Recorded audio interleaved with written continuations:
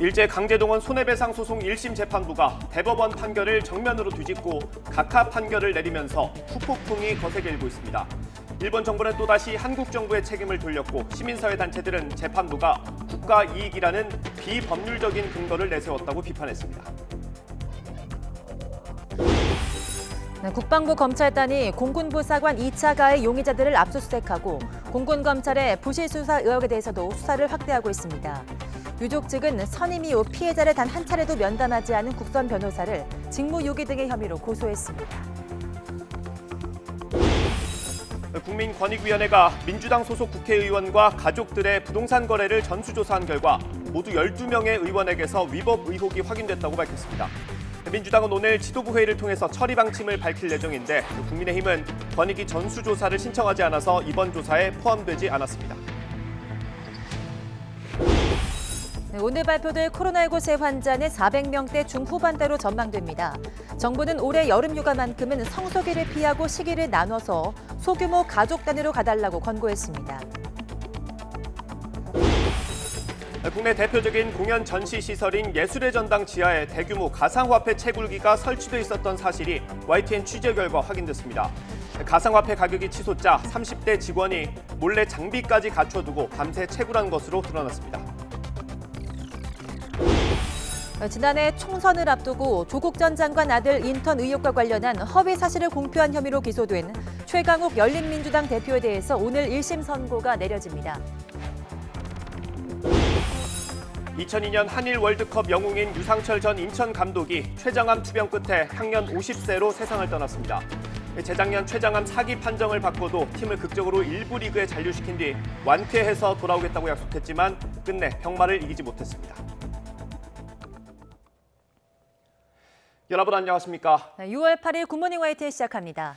성추행 피해자 이모 중사의 유족이 변호인으로 선임된 이후 한 차례도 면담하지 않은 국선 변호사를 고소했습니다. 유족 측 변호사는 국선 변호사가 직무유기 외에도 묵과할 수 없는 다른 혐의가 있어서 고소하게 됐다고 밝혔습니다. 이승윤 기자가 보도합니다.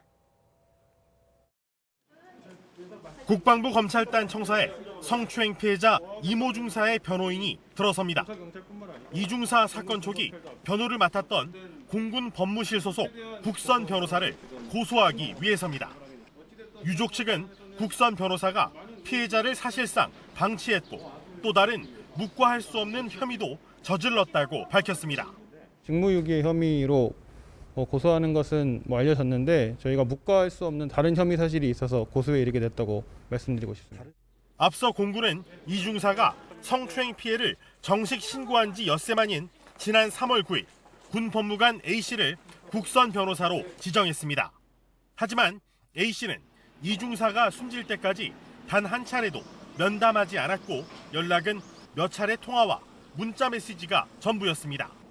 개인 사정으로 면담이 원활하지 못했다는 게 공군 측의 옹색한 설명이었습니다. 국방부는 국선 변호인 관련 의혹도 철저하게 수사할 예정이라고 밝혔습니다. 유족 측 변호사는 또 지난 1년여 동안 고 이중사가 이번 건을 포함해 3차례 강제추행을 당했다고 말했습니다.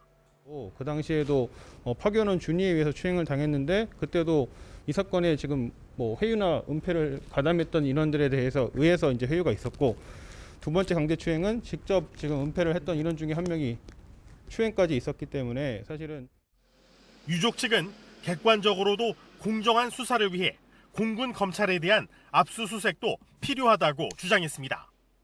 유족 측 변호인은 이번 사건과 관련한 거학을 척결하는 데 군 검찰단이 집중해야 한다고 말했습니다. 이에 따라 이번 국선 변호인의 직무유기권을 포함해 군 검찰단의 수사 범위가 더 넓어질 전망입니다. YTN 이승윤입니다.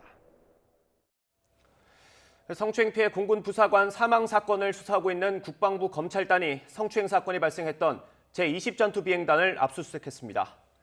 압수수색 대상은 2차 가해 혐의 등을 받는 공군 제20전투 비행단 부대원 A 준이와 B 상사, 성추행 당시 차량을 운전했던 부사관의 주거지와 사무실입니다.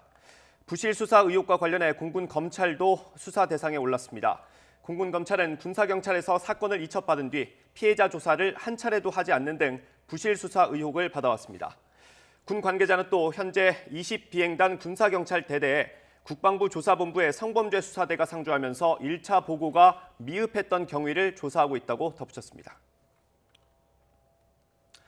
문재인 대통령은 병영 문화 폐습을 개선하기 위해 민간이 참여하는 기구를 설치하라고 지시했습니다. 특히 이번 사건에 대해서 국민이 분노하고 있다면서 그냥 넘어갈 수 없는 사안이라고 말했습니다. 홍선기 기자입니다. 문재인 대통령은 성추행 피해를 입은 공군 부사관 사망 사건에 대해 국민이 분노하고 있다는 점을 다시 한번 강조했습니다. 그러면서 그냥 넘어갈 수 없다고 지적하고 병영 문화 개선을 위한 대책을 지시했습니다. 문 대통령은 군대 내 계급은 그에 맞는 역할로 구분되어야 하는데 마치 신분처럼 인식되고 있다며 장교나 부사관, 병사 모두의 인권이 존중돼야 한다고 말했습니다. 앞서 현충일 추념사에서도 나라를 위해 헌신하는 분들의 인권을 지키는 일이 보훈이라고 강조하기도 했습니다. 보훈은 지금 이 순간 이 땅에서 나라를 지키는 일에 헌신하는 분들의 인권과 일상을 온전히 지켜주는 것이기도 합니다. 문 대통령은 이번 성추행 사건만이 아니라 병영 문화 전반을 개선할 수 있는 종합적인 기구를 설치하도록 했습니다. 특히 폐쇄적인 군 조직 문화를 고려한 듯 민간이 참여할 수 있도록 하라고 주문하기도 했습니다. 이와 같은 사고가 되풀이되지 않도록 병영 문화를 개선하고 근본적인 체계를 구축하라는 겁니다. 또 국회에 계류 중인 군사법원법의 조속한 통과도 촉구했습니다. 개정안은 1심 법원을 국방부 장관 소속으로 하고 항소심을 민간 법원에서 진행하도록 해 부대 지휘관들의 재판 개입을 차단하는 것이 골자입니다. 성추행 등 피해를 입은 장병들이 지휘관들의 부당한 입김이 작용하지 않는 공정한 재판을 기대할 수 있어야 한다는 취지입니다. 문 대통령이 연일 강도 높게 병영 문화 폐습 개선을 주문하는 가운데 폐쇄적인 군 조직이 얼마나 여기에 호응할 수 있을지는 미지수입니다. YTN 홍성기입니다. 일제 강제동원 피해자들이 일본 기업 16곳을 상대로 낸 손해배상 소송에서 1심 재판부가 피해자들이 소송을 낼 권한이 없다는 판결을 내렸습니다. 과거 한일 청구권 협정으로 대한민국 국민이 일본이나 일본 국민을 상대로 소송을 통해 청구권을 행사하는 건 제한된다는 겁니다. 이번 1심 판결은 지난 2018년 다른 강제동원 피해자들이 일본 기업을 상대로 내서 승소를 확정받은 대법원 전원합의체 판결과 정면으로 배치됩니다. 논란을 예상한 듯 재판부는 선고 기일을 갑작스럽게 당겼는데 이유도 다소 황당합니다. 강희경 기자가 보도합니다.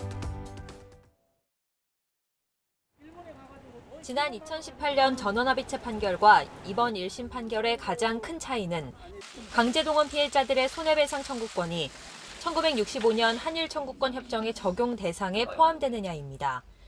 대법원은 전원합의체 판결에서 한일 청구권 협정은 일본의 불법적 식민 지배에 대한 배상을 청구하기 위한 것이 아니었다고 판단했습니다. 피해자들이 미지급 임금이나 보상금을 구하는 게 아닌 만큼 일본 정부의 불법적인 식민 지배와 일본 기업의 반인도적인 불법 행위를 전제로 하는 위자료는 청구할 수 있다고 본 겁니다. 원고들이 구하고 있는 위자료 청구권은 청구권 협정의 적용 대상에 포함되지 않는다고 보는 것이 타당하고, 그러나 이번 1심 재판부는 피해자들의 손해배상 청구권이 청구권 협정에 따라 완전히 그리고 최종적으로 해결된 청구권에 해당한다는 정반대 해석을 내놨습니다. 협정 자체가 일괄 보상을 받는 내용이었고, 따라서 일본 식민 지배가 불법인지는 청구권 협정의 해석과 관련이 없다고 판단했습니다. 당시 대한민국이 청구권 협정으로 얻은 외화가 한강의 기적으로 불리는 눈부신 경제 성장에 큰 기여를 했다는 설명까지 덧붙였습니다. 특히 이번 선고는 원래 10일로 잡혀 있었지만 재판부가 3일을 당기고도 당사자들에게 미리 알리지 않아 피해자들의 분노를 자아냈습니다.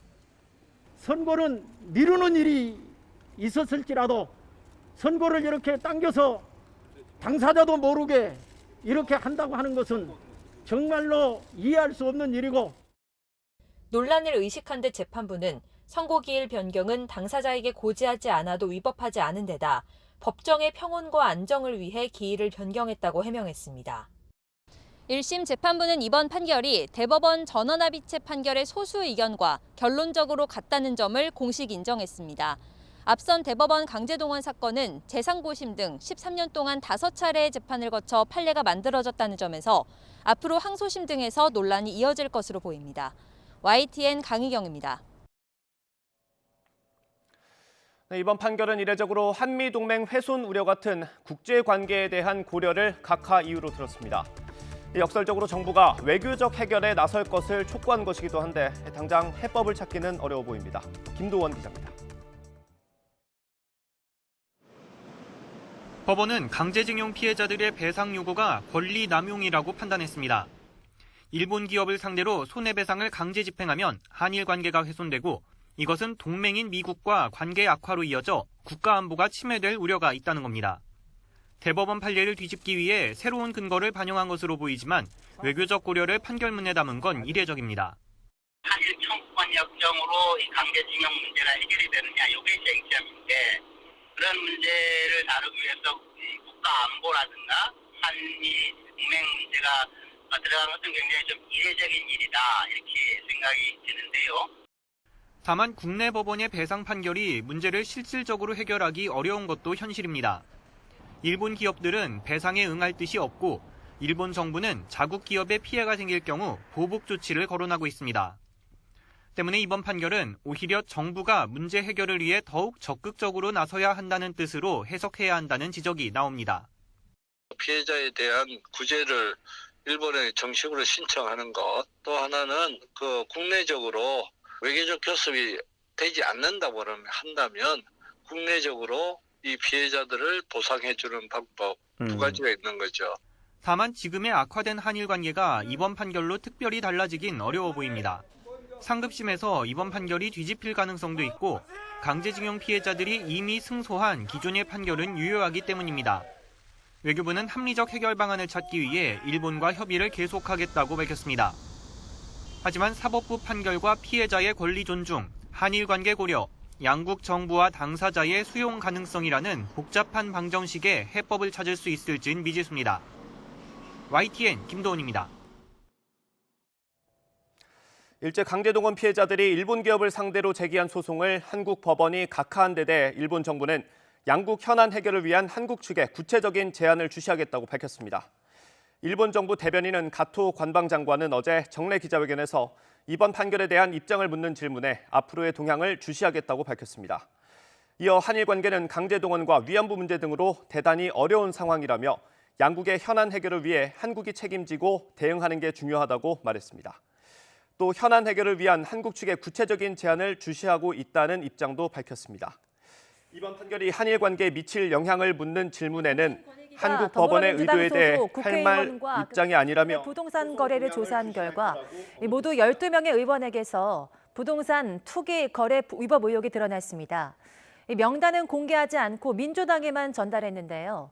앞서 부동산 투기 관련자들은 즉각 출당 조치하겠다고 밝혔던 송영길 민주당 대표는 곤혹스러운 모습입니다. 이재훈 기자가 보도합니다.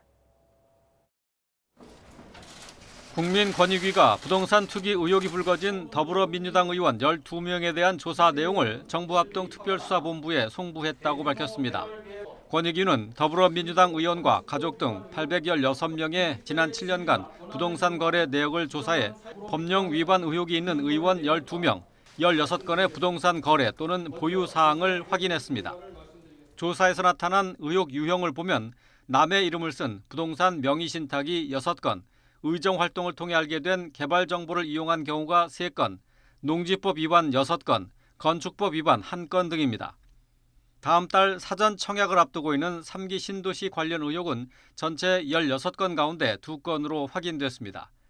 권익위 조사는 민주당의 요청으로 시작됐지만 강제 조사권이 없어 한계도 분명했습니다.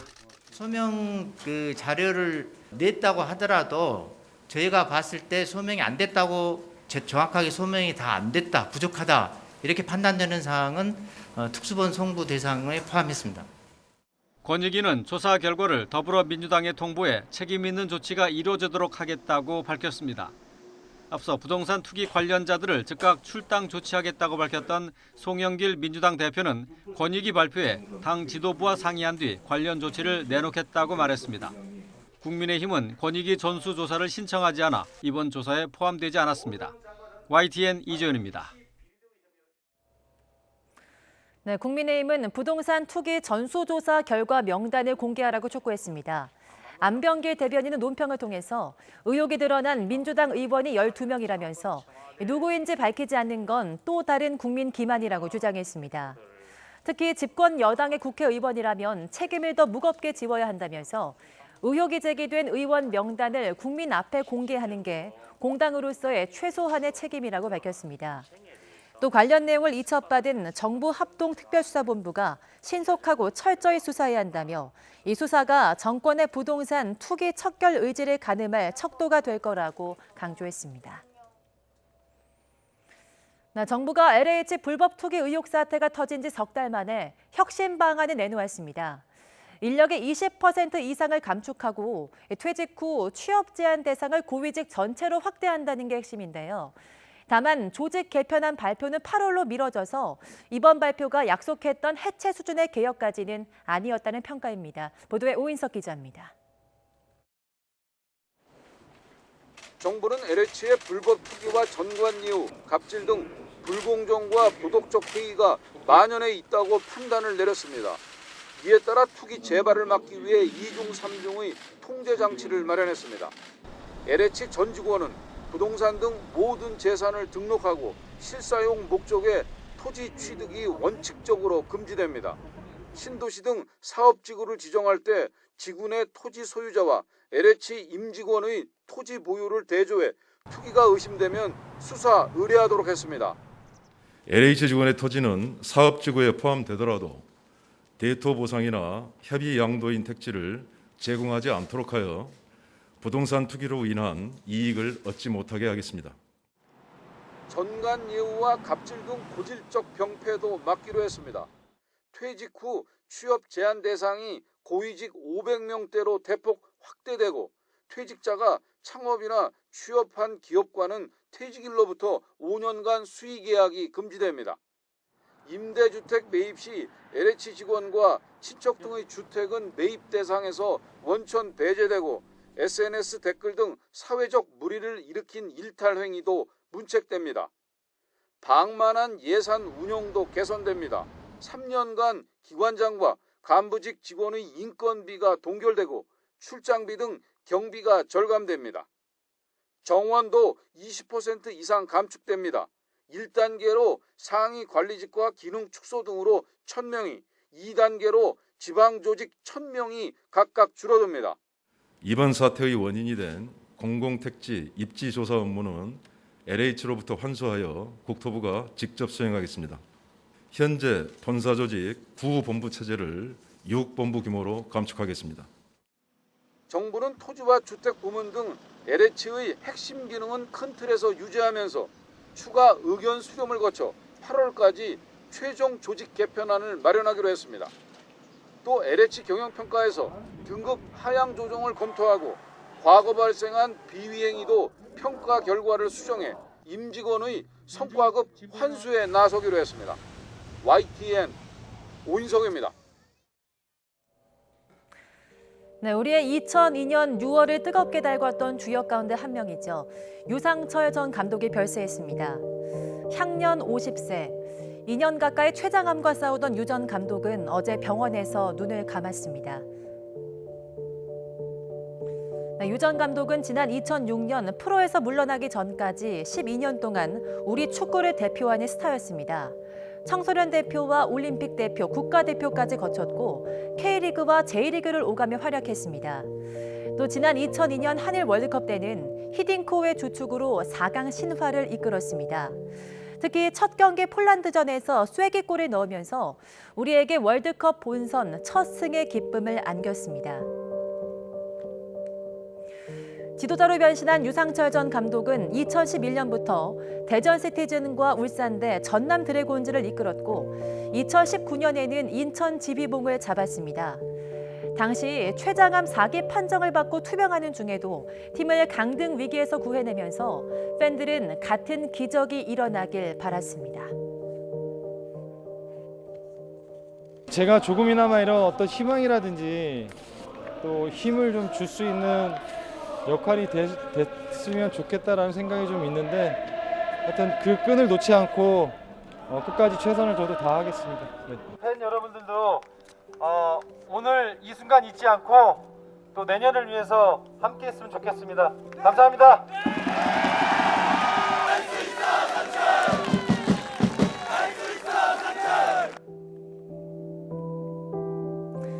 네, A매치 124경기 18골. 골키퍼를 제외하고 대부분 포지션에서 그라운드를 누볐던 유상철 전 감독이 남긴 기록입니다. 유 전 감독은 항상 팬들과의 약속을 잊지 않고 기쁨과 감동을 줬습니다. 하지만 끝내 쾌유하겠다는 마지막 약속을 지키지는 못했습니다. 2002년 골을 넣고 활짝 웃었던 유상철 전 감독. 이 모습으로 영원히 팬들 가슴 속에 기억되길 바랍니다. 네, 앞서 뉴스를 진행하는 과정에서 두 앵커의 목소리가 겹치는 일이 있었습니다. 시청자 여러분들의 양해 부탁드립니다. 다음 소식입니다. 각종 공연과 전시회가 열리는 예술의 전당 지하에 가상화폐 채굴기가 설치돼 있던 것으로 확인됐습니다. 30대 직원이 몰래 장비를 갖춰두고 투자에 열을 올리고 있었던 겁니다. 가상화폐 투자 열풍이 몰고 온 황당한 사건을 김주영 기자가 단독으로 보도합니다. 서울예술의 전당 서해박물관 지하에 설치돼 있던 가상화폐 채굴기입니다. 컴퓨터 본체에 그래픽카드, 공기 순환기까지. 겉모습은 허술해 보이지만 갖출 건 다 갖춘 유명 가상화폐 이더리움 채굴기입니다. 한글 주제 특별전이 한창이던 지난해 말 예술의 전당 전기실에서 일하는 30대 직원이 설치한 겁니다. 휴대전화와 컴퓨터를 연결해 인터넷을 사용했고 밤새 채굴기를 돌리는데 들어간 전기비도 만만치 않았습니다. 이렇게 얻은 가상화폐는 모두 60여만 원어치. 전기 담당 직원들만 주로 오는 곳인데다 내부 CCTV까지 없어 누구도 은밀한 채굴 작업을 알아채지 못했습니다. 지하실이라는 그 사람의 인적이 드문 곳에서 본인들의 이익을 취하기 위해서 가상화폐의 한 종류 이더리움을 채굴했던 그런 사건으로 봐주시면 좋을 것 같습니다. 대범하게 직장에서 가상화폐를 캐던 30대 직원 A씨는 결국 순찰 직원들에게 2달 만에 덜미를 잡혔습니다. A씨는 팔기 위해 장비를 가져왔다가 가상화폐 시세가 급등하자 채굴을 하게 됐다고 해명했습니다.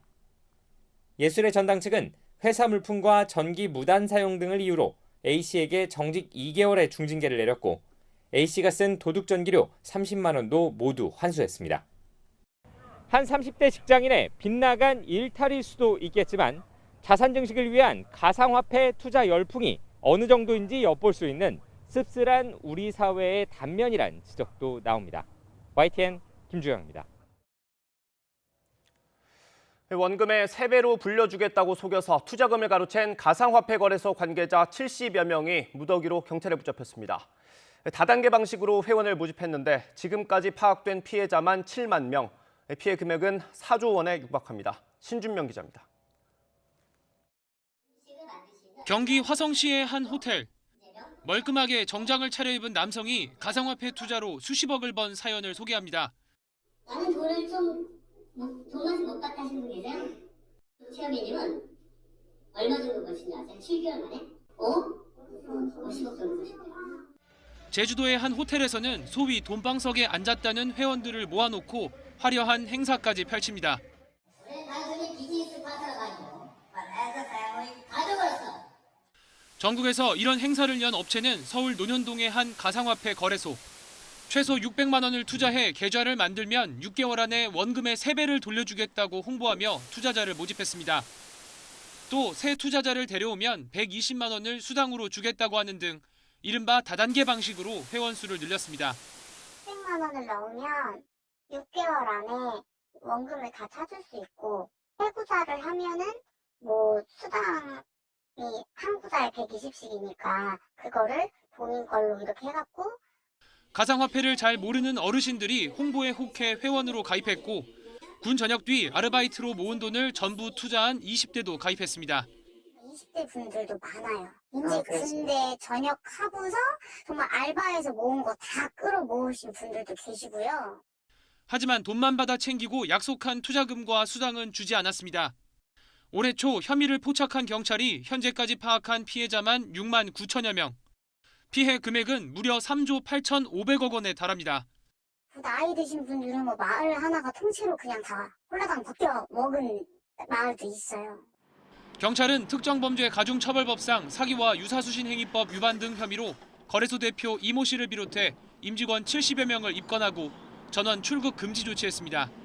지난달 4일 해당 거래소 사무실과 임직원 거주지 등 22곳을 압수수색한 경찰은 업체 자금 2,400억 원에 대해 기소 전 몰수 보존을 신청해 인용 결정을 받았습니다. 경찰은 피해자 조사 내용과 증거 분석 결과를 토대로 조만간 업체 관계자들을 불러 조사한다는 방침입니다. YTN 신준명입니다.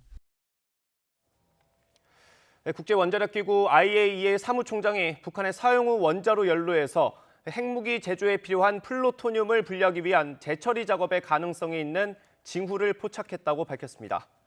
라파엘 그로시 IAEA 사무총장은 현지 시각 7일 35개국이 참여하는 정기이사회에서 북한의 재처리 실험실을 지원하는 발전소에서 증기가 계속해서 나오고 있다며 이같이 말했다고 로이터 통신이 보도했습니다. 그로시 사무총장은 지난 3월 이사회에서 발표한 성명 이후 방사화학 실험실을 지원하는 화력발전소는 계속해서 가동되고 있다며 이 가동 기간은 방사화학 실험실의 재처리 활동을 위해 요구되는 시간과 일치한다고 설명했습니다. 그러나 그는 재처리가 이뤄지고 있다는 것을 확인하는 것은 불가능하다고 덧붙였습니다.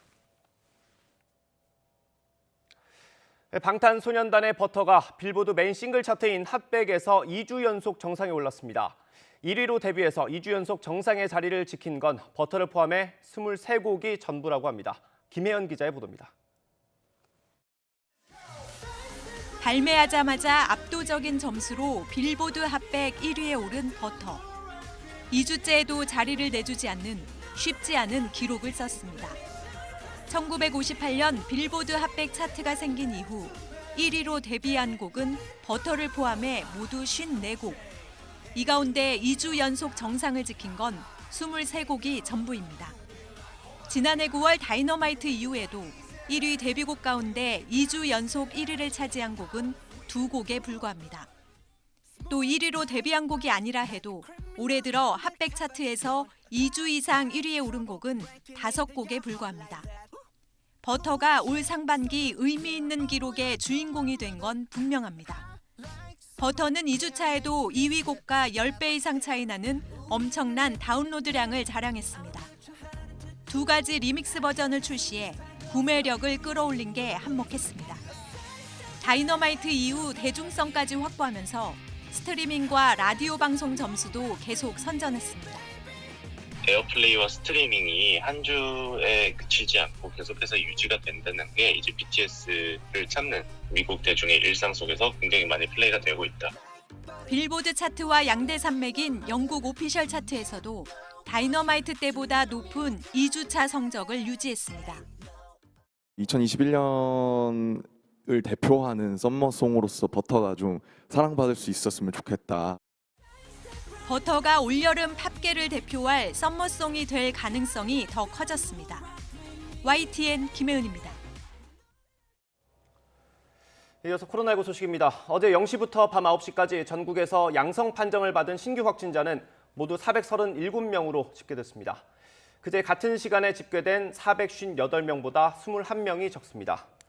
수도권이 277명, 비수도권이 160명입니다. 시도별로는 서울이 136명으로 가장 많았고 경기도가 126명, 경남 47명, 대구 33명, 대전 22명, 부산과 인천이 각각 15명 등입니다.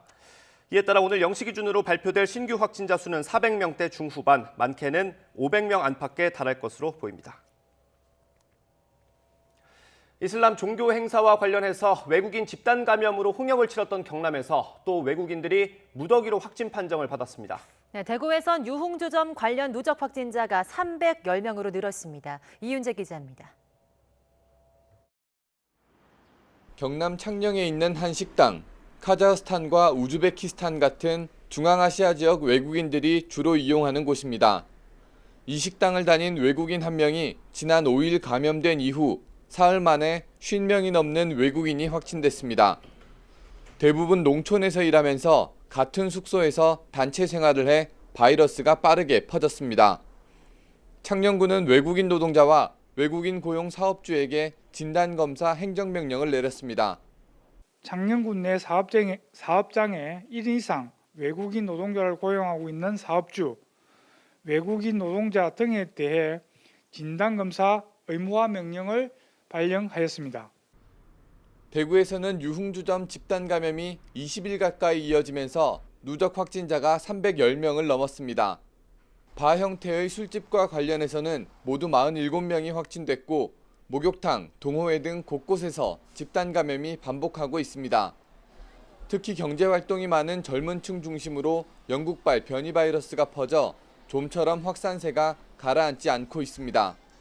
인도 변이주라든지 영국 변이주들을 갑자기 확산하게 되면은 젊은 층 안에서도 많은 환자들이 나올 수 있다는 걱정은 아직은 남아 있다고 볼 수 있습니다. 지난 2일 시작된 대전 라이브 카페 집단 감염은 다른 업소 2곳으로 번지면서 30명 넘는 확진자가 나왔습니다. 백신 접종이 늘면서 고령층은 바이러스를 조금씩 피해가고 있지만 접종률 10%를 밑도는 20에서 40대 감염은 줄지 않는 상황. 또 백신 주사 바늘이 닿지 않는 외국인 감염까지 반복하면서 코로나19 그늘이 거치지 않고 있습니다. YTN 이윤재입니다. 정부가 이번 여름 휴가도 성수기를 피해 가족 단위 소규모로 시기를 나누어 달라고 권고했습니다. 네, 이를 위해서 공무원들의 여름 휴가를 2주 앞당겼고 숙박시설은 4인까지로 예약을 제한했습니다. 이동호 기자입니다. 코로나19가 잦아들지 않고 있는 상황에서 여름 휴가철이 다가오고 있습니다. 정부는 안전한 휴가를 위해 성수기를 피해달라고 호소했습니다. 이번 여름 휴가는 7월 말, 8월 초 성수기를 피해 가족 단위 또는 소규모로 보내주시기를 바랍니다. 또 공무원과 공공기관은 여름 휴가 가능 기간을 7월 첫째 주에서 6월 셋째 주로 2주 앞당기고 2회 이상 분산 사용하도록 권장합니다.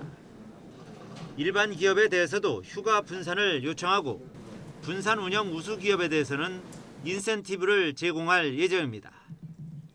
휴양지나 휴양시설은 방역 관리자를 지정해 출입자 명부를 관리하고 케이블카 탑승 인원을 정원의 50% 이내로 권고합니다. 여름 휴가 장소 분산을 위해 빅데이터 기반으로 전국의 주요 관광지와 휴양지별 혼잡도를 5단계로 예측해 안내합니다. 피서객들이 몰리는 해수욕장의 방역 수칙도 강화합니다. 전국의 모든 해수욕장의 혼잡도를 신호등으로 표시하여 안내하고 이용객 밀집 해수욕장의 백사장 구획 준수, 파라솔 간격 유지 등으로 밀집도도 완화합니다. 숙박시설은 4명까지, 직계 가족은 8명까지 예약을 제한합니다. 이와 함께 휴가객이 몰리는 관광지 등에서도 쉽게 코로나19 검사를 받을 수 있도록 임시 선별검사소를 확대 설치할 예정입니다. YTN 이동호입니다. 더불어민주당과 정부가 코로나19 손실보상법에 소급 적용을 명시하지 않는 대신 업종별로 한 차례 더 재난지원금을 지급하기로 했습니다. 네, 소급 적용할 경우 막대한 재원이 들어가고 앞서 3차례 지급했던 재난지원금과 중복되는 현실적인 문제를 고려한 것으로 보이는데요. 야당은 무늬만 손실보상법이라며 반발했습니다. 송재인 기자가 보도합니다. 더불어민주당과 정부가 코로나19 손실보상법의 소급 적용을 사실상 하지 않기로 결론 내렸습니다. 정부의 방역 조치에 따른 자영업자 손실은 법 시행 이후의 경우만 보상한다는 겁니다. 더 이상 소급 적용 문구 하나로 실질적 보상과 지원이 늦어지는 일이 있어서는 안 됩니다. 지난해 8월 첫 영업 제한 조치를 내린 때부터 누적된 손실을 그에 걸맞게 보상하는 건 무엇보다 재정 부담이 크다고 판단한 것으로 보입니다. 여기에 소급 적용을 둘러싼 위헌 논란과 이미 3차례 이뤄진 재난지원금과의 중복 지급 논란도 영향을 미쳤습니다. 보상의 개념으로 지원했던 부분에 있어서는 일종 이렇게 환급해야 된다는 거. 이렇게 되면 얼마나 복잡하고 정서적 맞지 않다. 대신 이번 추경에 업종별 재난지원금을 편성해 법 시행 전 생긴 피해를 일부 지원하기로 했습니다. 손실보상보다는 지원 규모가 작지만 오히려 지원 시기는 더 빠를 것으로 보고 있습니다. 자영업자별 소득을 파악하는 건 빨라야 10월인데 재난지원금은 추석에 지급할 수 있기 때문입니다. 당정은 지원 대상도 행정명령을 받은 24개 업종 외에 여행, 공연 같은 경영위기 업종 10개까지 확대했다고 밝혔습니다. 폭넓고 두텁고 신속하게 피해 지원 방식으로 소급의 의미를 담는 것이 현재 소상공인들에게 실질적으로 도움이 되겠다. 소급 적용을 당론으로 정했던 야당은 무늬만 손실보상법이냐며 일제히 반발했습니다. 자영업자 소상공인들은 정부에 시혜를 요구하는 것이 아닙니다. 행정명령에 대한 영업 손실이 발생했기 때문에 마땅히 헌법 23조에 따른 공적 보상 책임을 다하라는 것입니다. 방역에 협조하다 망한 이분들은 완전한 손실보상법이 시행되지 않으면 보상은 물론 맞춤형 지원은 그림의 떡에 불과하고 민주당은 당정 간 추가 협의를 거쳐 손실보상법을 이번 달 국회에서 처리한다는 방침입니다. 다만 사그라지지 않는 소급 적용 논란이 최대 변수입니다. YTN 송재인입니다.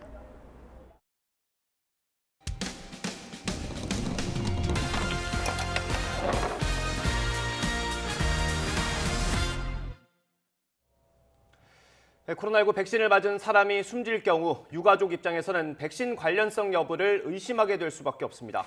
그런데 이걸 밝히기 위한 역학조사 문턱이 너무 높아서 제도 개선이 필요하다는 목소리가 나오고 있습니다. 제보누와의 김민성 기자가 보도합니다. 지난 3일 전북 정읍 사택에서 숨진 67살 남성입니다. 아스트라제네카 백신을 맞은 지 일주일이 지나서였습니다. 평소 심혈관계 질환을 앓았지만 그래도 접종을 하는 게 더 유리하다는 말을 들었다가 예기치 못한 변을 당했습니다. 평소에 이미 심혈관 질환을 오랫동안 알아오시면서 혈전 용해제랑 아스피린 같은 이미 혈전 방지제를 먹으면서 운동을 꾸준하게 해오시며 관리를 하셨고요. 돌아가시기 3일 전이죠. 3일 전부터 갑자기 극심한 피로감을 호소하시면서 유족들은 백신 이상 반응 여부를 판가름받고 싶었습니다. 그러나 경찰의 부탁으로 시신을 살핀 검안이는 방역당국에 남성의 사례를 신고하지 않았습니다. 자신은 검안만 할 뿐 백신 이상 반응 의심 신고를 할 의무는 없다는 겁니다. 저는 검안이사입니다. 고인분이 사망했는지 안 했는지를 하는 거지, 판단하는 거지. 그 보고 의무는 없으시다는 얘기죠? 네, 의무가 없어요, 저는. 애가 탄 유가족이 직접 신고해 후속 조치를 촉구하려 했지만 보건소는 이를 받아들이지 않았습니다. 검안이가 이상 반응 의심 신고를 해야 비로소 보건소가 나설 수 있다는 겁니다. 검안이가 판단을 했을 때 본인이 이건 코로나19 예방접종하고 이상 반응으로 사망을 했을 것 같다라고 진단을 하셨어야지 신고가 들어오게 되겠죠. 저희가 뭘 어떻게 할 수가 없다고요, 선생님. 그렇다면 검안이와 보건소 중 대체 어느 쪽 말이 맞는 걸까? 이에 대해 질병관리청은 검안이가 백신 이상 반응 신고를 하는 게 일반적인 절차지만 이와 별개로 검안이 신고 없이도 역학조사가 가능하다고 말했습니다. 역학조사는 신고가 된 사례들에 대해서 역학조사한다는 것은 아니거든요. 지자체장에 위임받은 보건소에서 판단할 수 있어요. 예방접종 컨트롤타워와 일선이 서로 엇박자를 내는 사이 유가족은 우선 부검을 진행했습니다. 백신 접종 후 이상 증상 의심 사례는 3만 4천여 건. 이 중 사망 사례는 지금까지 파악된 것만 200건이 넘습니다. 제대로 된 신고조차 이루어지지 못하고 있어서 저희 아버지와 같이 돌아가신 후에 면밀히 조사돼야 되는 부분이 이루어지지 않아서 너무 통탄스럽고. 시민들이 백신에 대한 불필요한 의심과 불안을 떨어내는 것, 코로나19 종식을 위해 매우 중요합니다. 더불어 접종자 개개인의 죽음에 어떤 의문도 남지 않도록 하는 방역당국의 노력도 필요할 겁니다. YTN 김민성입니다. 이재명 경기지사의 트레이드마크인 기본소득론을 두고 야당은 물론 같은 여당 대선 주자들까지 비판하고 나섰습니다. 처음 시작됐던 야당과의 논쟁은 점점 감정 싸움으로 번지는 양상입니다. 김태민 기자입니다.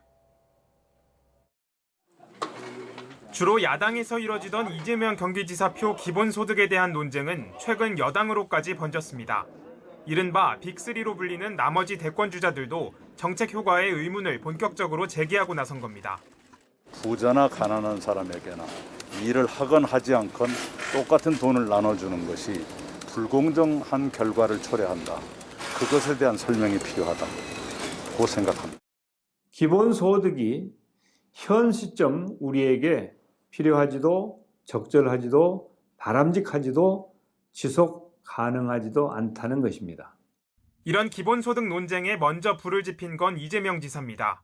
SNS를 통해 오세훈 서울시장이 들고 나온 안심소득을 겨냥한 비판글을 올렸고 여기에 경제학자 출신인 국민의힘 유승민 전 의원과 윤희숙 의원이 반박하면서 공방이 격화된 겁니다. 특히 노벨 경제학상 수상자인 바르네지 교수의 이론을 두고는 서로가 아전인수격 해석을 하고 있다며 설전을 이어가다가 급기야는 신앙 논쟁으로까지 번지기도 했습니다.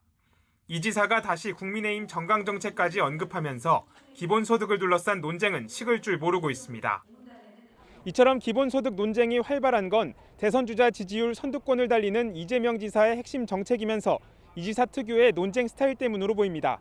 그런데 논쟁이 점점 본질에서 벗어나 산으로 가고 있다는 지적이 나오고 있습니다. YTN 김태민입니다. 네, 국민의힘 당권 주자들이 윤석열 대권 배제설을 두고 연일 거센 설전을 벌이고 있습니다. 김종인 전 비상대책위원장까지 거론됐는데 치열한 경쟁 속에 차기 지도부 선출을 위한 선거인단의 투표가 시작됐습니다. 이경국 기자가 보도합니다. 본격적인 행보에 나선 윤석열 전 검찰총장이 국민의힘 당권 경쟁에 다시 소환됐습니다. 나경원 전 의원이 대선 경선에서 윤석열 배제가 우려된다며 이준석 전 최고위원을 지목한 겁니다. 나 전 의원은 이 전 최고위원이 영입 의사를 밝힌 김종인 전 비상대책위원장이 검사가 바로 대통령이 된 경우는 없다고 말한 점과 윤 전 총장의 장모 사건을 이 전 최고위원이 언급했다는 점을 들며 두 사람이 윤 전 총장을 후보군에서 배제하려는 위험한 공감대를 형성한 것 아니냐는 의혹을 제기했습니다. 민주당의 네거티브에 대해서 이미 그것이 마치 기정사실인 것을 전제로 하는 것 같은 발언을 하기 때문에 이어 김종인 전 위원장을 향해 당권 경쟁에 개입하지 말고 대선 주자를 평가절하하지도 말라고 요구했습니다. 주호영 전 원내대표도 이준석 전 최고위원의 친분을 거듭 지적하며 거들었습니다. 유승민 후보와 너무 가깝고 우리 당 안에서 먼저 후보를 뽑자 이런 의견을 이준석 후보가 낸 적이 있고 상당히 아마 언짢을 겁니다. 거듭되는 윤석열 배제설에 이준석 전 최고위원은 억측이자 망상이라고 거세게 반박했습니다. 되레 윤 전 총장을 거듭 언급하는 게 공정성을 잃은 것 아니냐며 맞받은 겁니다. 윤석열 총장에 대해서도 땡기고 싶어 한다고 계속 이야기를 하고 있는데 이거는 이게 어떻게 공정입니까? 사실 누구에 대한 호불호를 자기 입으로 이렇게 많이 밝혀놓고는. 김종인 전 위원장도 YTN과의 통화에서 나경원 전 의원이 선거 기간이니 이해해달라는 문자를 보냈다면서 경쟁에서 밀리니 뭐라도 해보려는 것에 일일이 대응할 필요가 없다고 일축했습니다. 공방의 중심에 오른 윤석열 전 총장은 측근을 통해 국민의힘 입당 여부는 아직 결정하지 않았다며 여전히 말을 아꼈습니다. 당권 주자들의 공방이 이어지는 가운데 차기 지도부를 뽑기 위한 당원 선거인단 32만여 명의 모바일 투표가 시작됐습니다. ARS 투표와 일반 국민 여론조사를 거쳐 오는 11일 전당대회에서 최종 선출된 당대표가 발표됩니다. YTN 이경국입니다. 네, 국민의힘 새 대표를 선출하는 당원 투표율이 과거보다 높게 집계됐습니다. 국민의힘은 모바일 투표 첫날 당원 투표율은 25.8%로 지난 전당대회보다 5%포인트 이상 높았다고 밝혔습니다. 당 관계자는 지금 추세라면 ARS 투표까지 마감하는 오는 10일 최종 당원 투표율은 50%를 넘어설 것으로 예상했습니다. 네, 지난해 총선을 앞두고 조국 전 장관 아들의 인턴 의혹과 관련해 허위 사실을 공표한 혐의로 기소된 최강욱 열린민주당 대표 1심 선고가 오늘 내려집니다. 서울중앙지방법원은 오늘 오전 10시 공직선거법 위반 혐의로 기소된 최 대표의 1심 선고 공판을 엽니다. 앞서 검찰은 결심 공판에서 최 대표가 선거 기간 왜곡된 허위 사실로 유권자를 오도했다며 당선 무효용에 해당하는 벌금 300만 원을 구형했습니다. 기업 회생 절차를 밟고 있는 쌍용차의 운명을 좌우할 자구안을 놓고 노조가 찬반 투표를 진행 중입니다.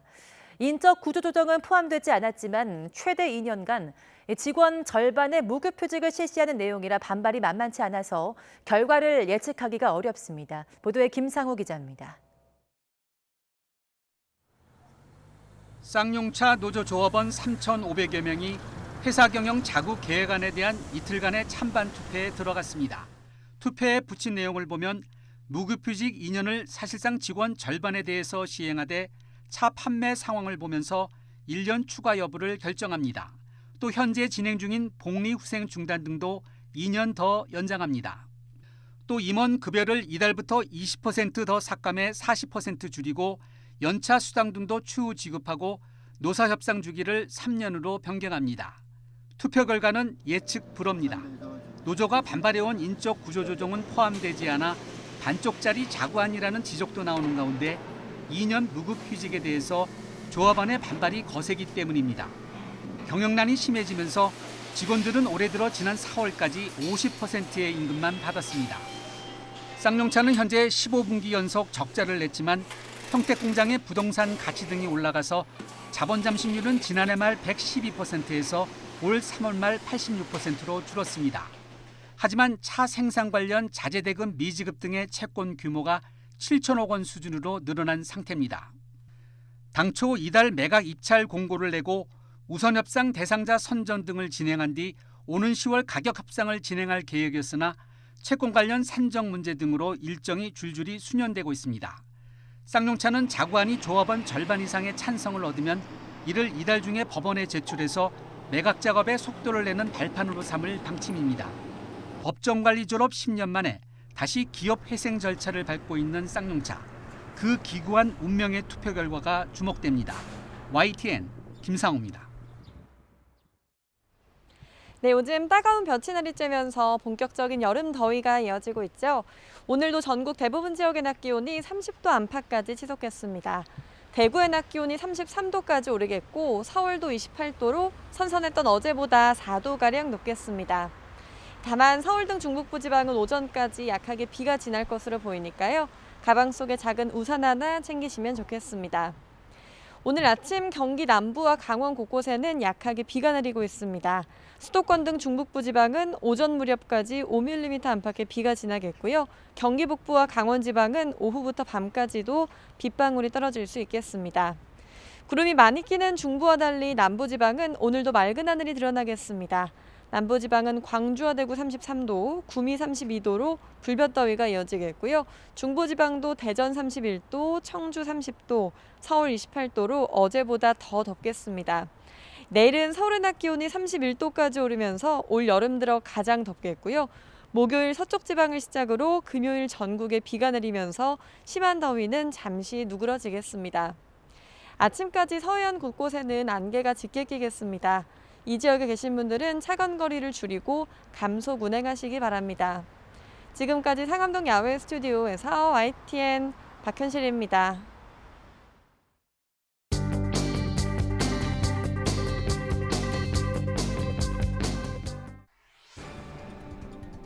여당 의원과 그 가족 등 모두 12명의 부동산 투기 의혹을 발표한 국민권익위 조사 내용이 주요 조간 1면에 실렸습니다.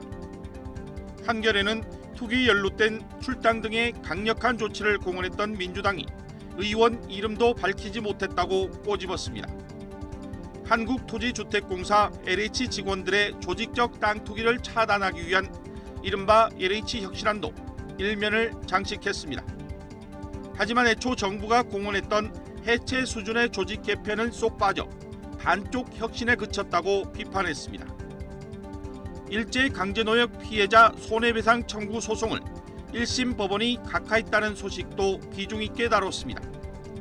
성추행 피해 신고 후 극단적 선택을 한 이모 중사의 유족 측이 이 중사가 과거 1년여에 걸쳐 모두 3차례 강제 추행을 당했다는 의혹을 제기했습니다. 잇따른 군 비위 사건에 대해 문재인 대통령이 민간이 참여하는 병영문화 개선기구 설치를 지시했다는 내용도 나란히 실렸습니다. 2002년 월드컵 4강 신화의 영웅 유상철 전 인천 유나이티드 감독이 췌장암 투병 끝에 50살의 나이로 별세했다는 안타까운 소식이 전해졌습니다. 분류 작업을 거부한 택배기사, 과중한 업무 스트레스를 호소하며 극단적 선택을 한 네이버 직원의 지속적 문제 제기와 이를 묵살한 회사 경영진, 고용노동부가 평택항에서 작업 중 사망한 고 이선호 씨 사고와 관련해 46일 만에야 불법 파견 가능성을 수사에 나선다는 안타까운 노동계 소식을 한국일보가 정리했습니다. 코로나19로 어려움을 겪고 있는 숙박과 여가, 요식업 등에서 백신 접종률 제고와 매출 확대를 위해 각종 할인 행사에 나선다는 소식입니다. 조간 브리핑 김현우입니다. 일제 강제동원 손해배상 소송 1심 재판부가 대법원 판결을 정면으로 뒤집고 각하 판결을 내리면서 후폭풍이 거세게 일고 있습니다. 네, 국방부 검찰단이 공군부사관 2차 가해 용의자들을 압수수색했습니다. 유족 측은 선임 이후 피해자를 단 한 차례도 면담하지 않은 국선 변호사를 직무유기 등의 혐의로 고소했습니다. 코로나19 백신 접종이 속도를 내면서 상반기에만 1,400만 명 접종이 가능할 전망입니다. 집단 면역 시기도 11월보다 앞당길 수 있을 것으로 보입니다. 국민권익위가 민주당 소속 국회의원과 그 가족들의 부동산 거래를 전수조사한 결과 모두 12명의 의원에게서 위법 의혹이 확인됐다고 밝혔습니다. 민주당은 오늘 지도부 회의를 통해서 대응 방침을 밝힐 예정입니다. 2002년 한일 월드컵의 영웅인 유상철 전 인천 감독이 췌장암 투병 끝에 향년 50세로 세상을 떠났습니다. 굿모닝 YTN 이어갑니다. 지난 2015년 일제 강제동원 피해자들이 일본 기업을 상대로 냈던 손해배상 소송에서 예상을 뒤집는 결과가 나왔습니다. 네, 1심 법원이 피해자들이 소송을 낼 자격이 없다며 각하 판결을 내린 겁니다. 피해자들은 즉각 항소하겠다고 밝혔습니다. 김경수 기자가 보도합니다. 무려 6년 만에 어렵사리 열리게 된 1심 재판 선고는 단 1분 만에 끝났습니다. 갑작스레 선고를 사흘 앞당긴 재판부는 일제 강제동원 피해자들의 청구를 각하했습니다. 지난 2015년 강제동원 피해자 80여 명이 일본 기업 16곳을 상대로 낸 최대 규모 소송이라 관심이 쏠렸지만 재판부는 피해자들의 소송 자격 자체를 인정하지 않았습니다. 별도 설명 자료까지 낸 재판부는 과거 한일 청구권 협정으로 개인의 손해배상 청구권이 사라지거나 포기된 건 아니라고 봤습니다. 그러면서도 그 한일 협정으로 대한민국 국민이 일본이나 일본 국민을 상대로 소송을 통해 청구권을 행사하는 건 제한된다고 해석했습니다. 또 피해자들의 청구를 받아들여 일본 기업에 대한 강제 집행이 이뤄질 경우 국제법상 문제가 될 수 있다며 국가 안전과 질서 유지라는 헌법의 대원칙까지 침해할 수 있다는 논리도 내놨습니다. 그러면서 법원은 헌법기관으로서 헌법과 국가 그리고 주권자인 국민을 수호하기 위해 이같이 판결할 수밖에 없었다고도 언급했습니다. 애초 일본 기업이 응하지 않아 수년을 끌던 소송은 올해 초 재판부가 관련 서류를 일정 기간 게시한 뒤 당사자에게 도달한 것으로 간주하는 공시 송달 방식을 택하면서 급물살을 탔습니다. 일본 기업들도 뒤늦게 소송 대리인을 꾸려 대응에 나서며 지난달 말 첫 재판이 시작됐는데 피해자들로서는 기대감이 높아졌던 터라 실망감도 더 컸습니다. 현 재판부 판결은요, 기존 대법원 판결하고 정반대 배치되는 판결입니다. 기존 대법원에서는 소송물로서 심판 대상 자격을 인정했기 때문에 피해자 측은 부당한 판결이라며 곧바로 항소 계획을 밝혔습니다. 더욱이 하급심 법원이 지난 2018년 대법원 전원합의체와 정반대 판결을 내린 셈이라 큰 파장이 예상됩니다. YTN 김경수입니다. 강제동원 피해자 측은 부당한 판결이라면서 비판하고 항소하겠다는 뜻을 밝혔습니다. 장덕환 대일 민간청구권 소송단 대표는 선고 직후 법정 밖에서 기자들과 만나 있을 수 없는 일이라며 특히 선고기일을 갑작스럽게 앞당겨 내린 판결에 황당함을 금치 못한다고 말했습니다. 피해자 측 소송 대리인인 강길 변호사는 1심 선고가 지난 2018년 대법원 판결과 정면으로 배치된다며 재판부가 양국 사이의 예민한 사항이라 다르게 판단한 것으로 보인다며 판결의 부당성을 주장했습니다. 민주사회를 위한 변호사 모임 등 시민단체들도 법원이 부당한 판결을 했다고 일제히 비판했습니다. 민변 등 15개 시민단체는 공동 논평을 내고 이 사건 판결은 국가 이익을 앞세워 피해자들의 권리를 불능으로 판단한 것이라며 재판부가 정치 사회적 효과를 고려했으나 이는 사법부가 판단 근거로 삼을 영역이 아니라고 지적했습니다. 일본은 문제 해결을 위한 한국 측에 구체적인 제안을 주시하겠다고 밝혔습니다. 또다시 한국의 해법을 내놓으라며 책임을 돌린 셈입니다. 도쿄에서 이경아 특파원이 보도합니다. 지난 2018년 대법원 판결로 강제동원 피해자에 대한 일본 기업의 배상이 확정되자 일본 정부는 강력히 반발했습니다. 1965년 한일 청구권 협정으로 모두 해결된 문제인데 배상을 하라는 건 명백한 국제법 위반이라는 겁니다. 같은 내용의 소송에서 정반대 판결이 나오자 일본 정부는 앞으로의 동향을 지켜보겠다고 밝혔습니다. 특히 양국 현안 해결을 위한 한국 측의 구체적인 제안을 주시하겠다며 공을 다시 한국에 돌렸습니다. 日韓関係は旧朝鮮半島出身労働者問題や慰安婦問題などにより非常に厳しい状況にあります。両国間の懸案の解決のため、韓国が責任を持って対応していくことが重要であると考えます。 16개 피고 기업 중 한 곳인 일본제철은 환영의 뜻을 나타냈습니다. 앞으로의 대응에 대해서는 양국 교섭이 우선이라는 입장입니다. 妥当な司法判断であると受け止めております。日韓両国の政府による外交交渉の状況等も踏まえた上で適切に対応してまいります。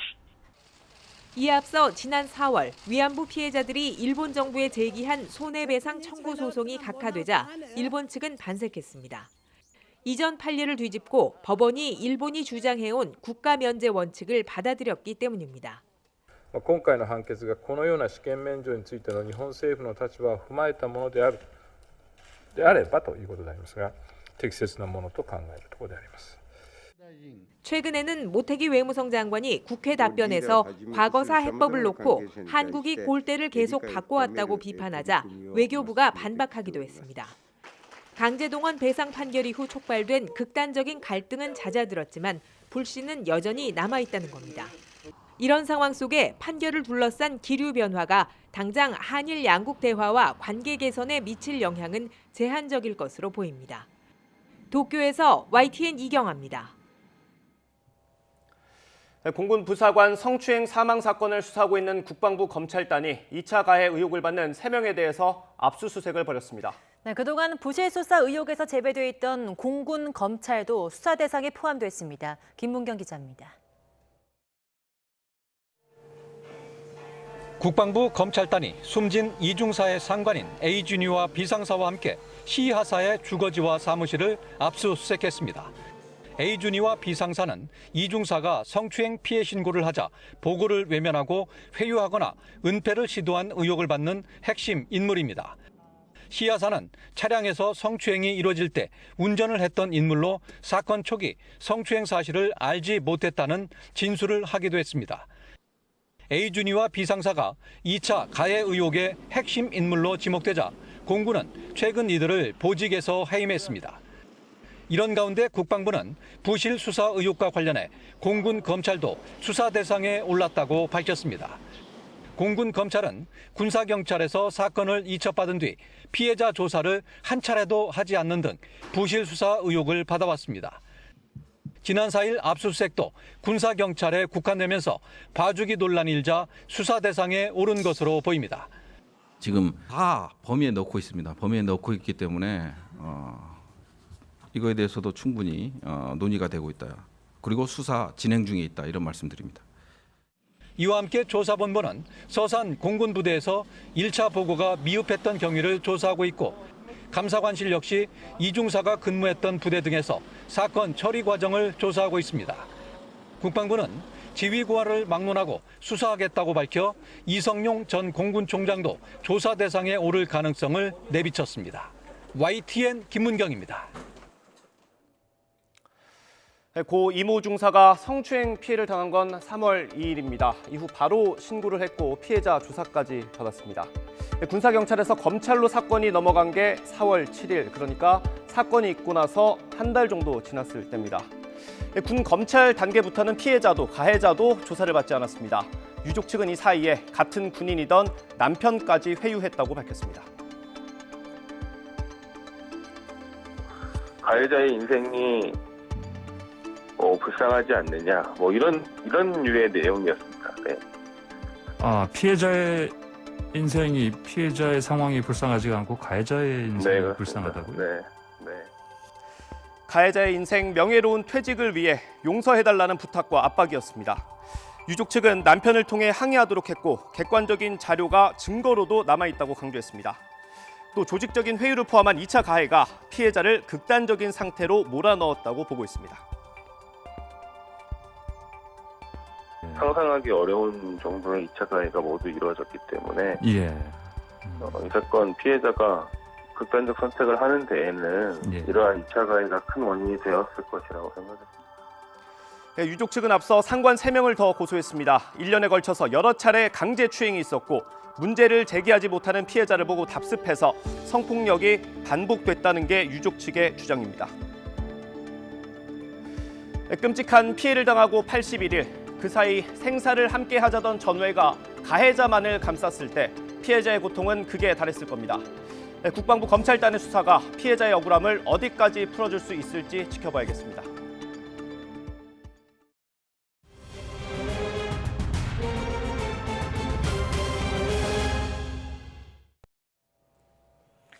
네, 코로나19 백신 접종이 속도를 내면서 애초 상반기 목표보다 100만 명 많은 1,400만 명 접종이 가능한 전망입니다. 실제로 어제 하루 접종 인원이 85만여 명에 달해서 하루 최대치를 기록했는데요. 정부는 오는 9월까지 3,600만 명 1차 접종은 물론 집단 면역 시기도 11월보다 앞당길 수 있을 것으로 보고 있습니다. 이영원 기자입니다. 정부가 목표로 한 상반기 1,300만 명 접종이 조기에 달성될 전망입니다. 현재까지 843만 명이 1차 접종을 마쳤고 이달 백신 접종 예약자가 600만 명이 넘는 것을 고려한 겁니다. 예약 날짜에 예방접종을 해주시면 상반기 접종 목표 1,300만 명과 전국민 25% 이상의 접종은 조기에 달성 가능할 것으로 300만 명 넘게 예약한 60살에서 64살 이하 어르신과 30살 미만 군장병 41만여 명 접종은 이미 시작했습니다. 이달 15일부터는 20만 명에 달하는 30살 미만 사회 필수 인력의 파이자를, 같은 연령대의 병원급 이상 의료기관 종사자는 모더나를 맞게 됩니다. 여기에 얀센 백신 101만 명분까지 더하면 상반기 목표보다 100만 명 더 접종할 수 있다는 분석이 나옵니다.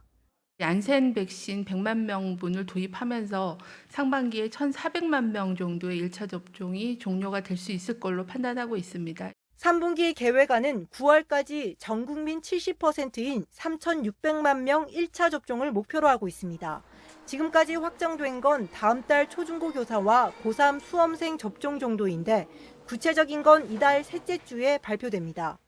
소아암 환자 부모라든지 신생아 중환자실 환자의 부모처럼 감염에 취약하거나 위험군에 대해서는 3분기 접종 대상을 수립하면서 여기에 포함해서 검토를 할 계획입니다.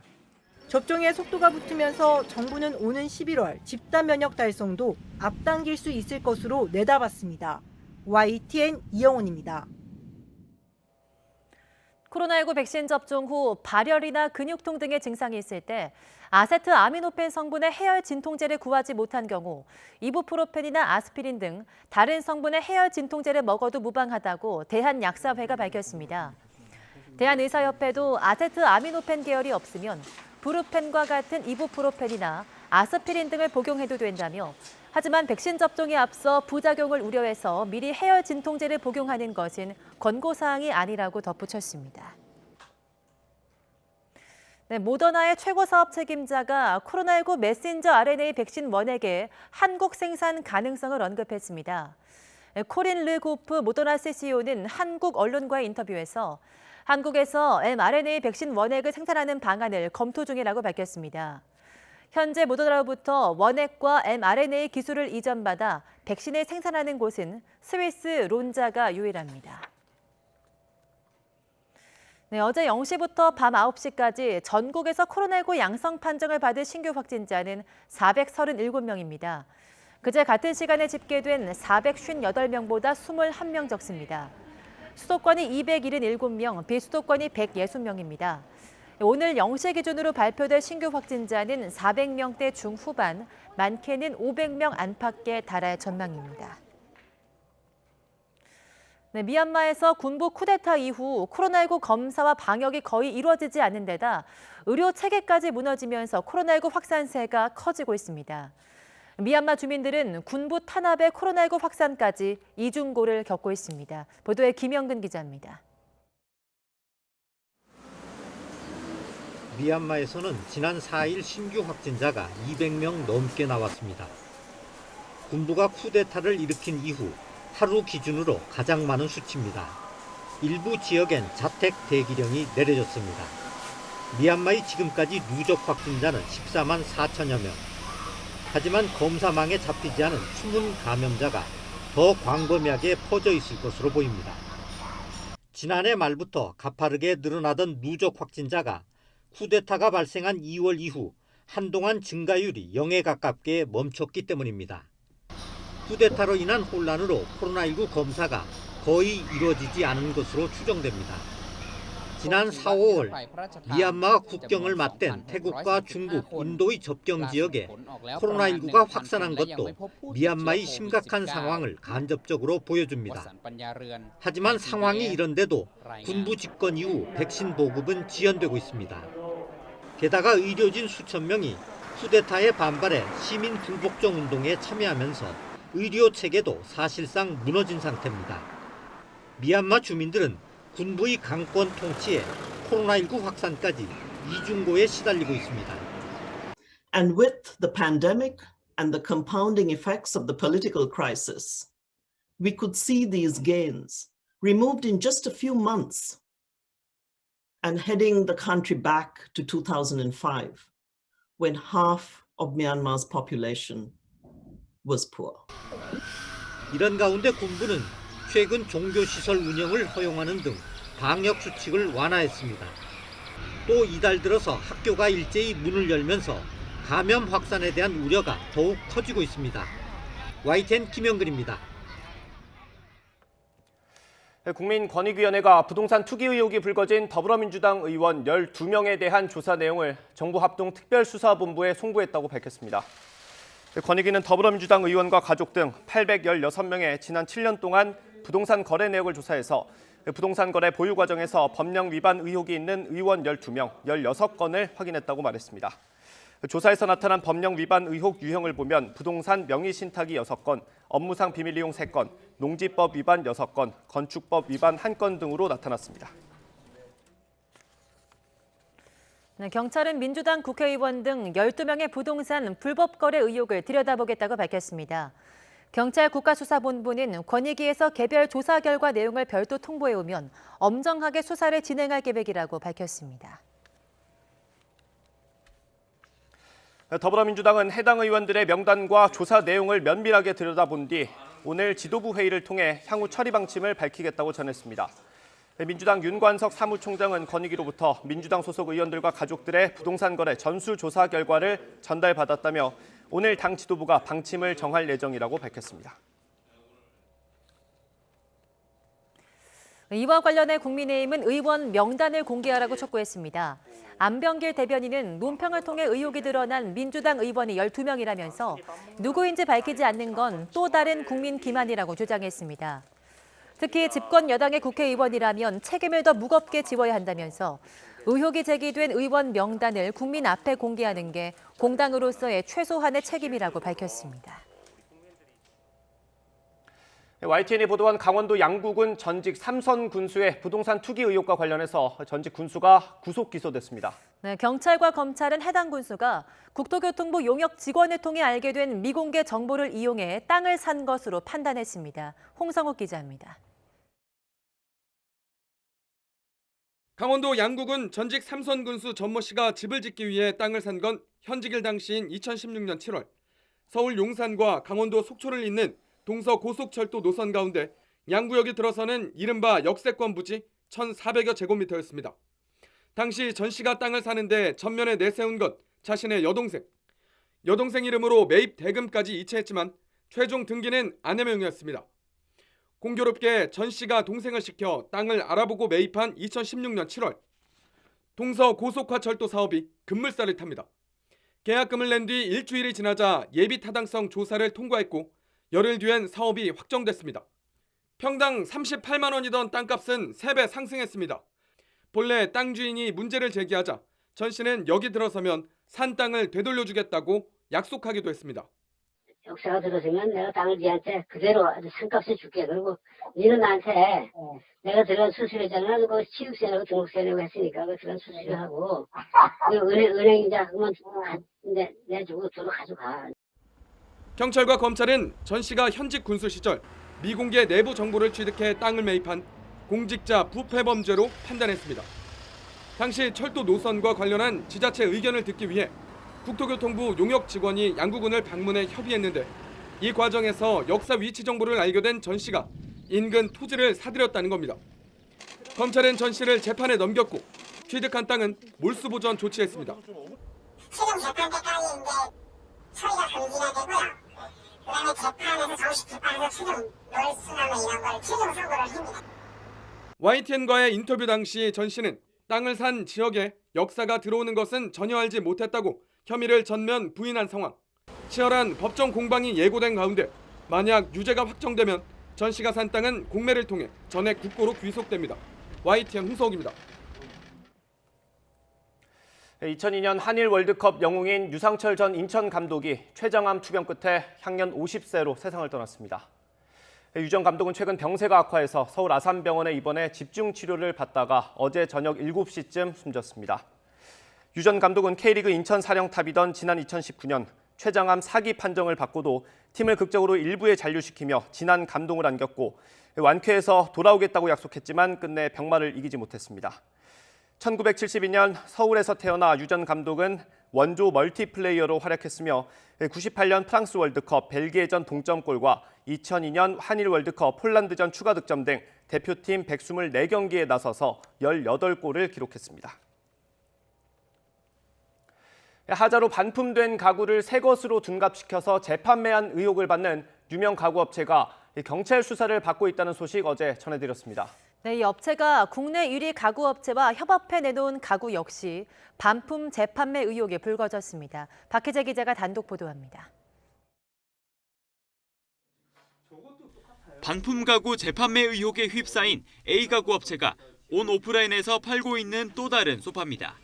국내 가구업계 1위 업체인 H사와 협업해 만든 제품이라고 홍보하고 있습니다. 일부 사이트에는 아예 H사가 직접 제조했다고 표기돼 있기도 합니다. 특히 이 소파는 패브릭 소파 부문 인기 상품 1위를 차지했는데 이 역시 반품된 걸 재판매했다는 의혹이 제기됐습니다.